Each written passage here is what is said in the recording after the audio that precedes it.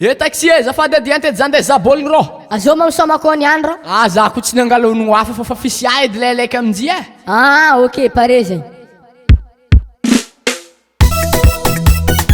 Merci no coach bébé. Atokisanay no président rapa e.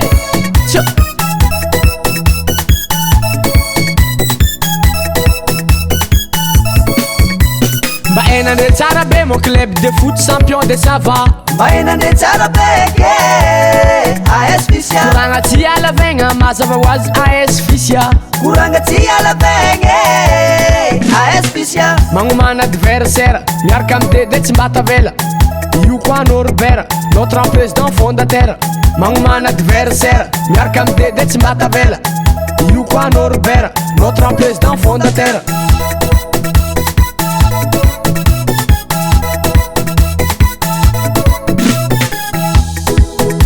AS Fisia io mahere, AS Fisia io tirese, AS Fisia io ninaye, AS Fisia mavitaze. Club AS Fisia dia efa nanaranaka génération Fisia.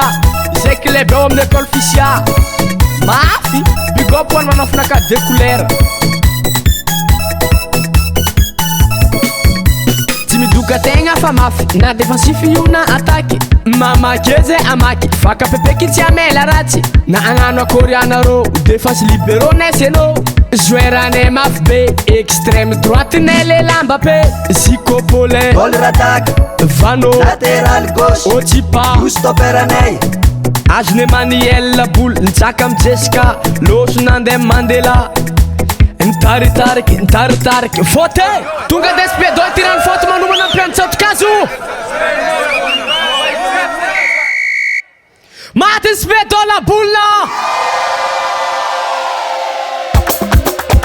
Tsy maintsy mandresy Fisia, tsy maintsy mahere. Tsy maintsy mandresy Fisia, tsy maintsy mahere. Tsy maintsy mandresy Fisia, tsy maintsy mahere. Tsy maintsy mandresy Fisia, tsy maintsy mahere. AS Fisia io mahere, AS Fisia io tirese, AS Fisia io ninaye, AS Fisia mavitaze. Aieno la pote indesa ary zio malaky.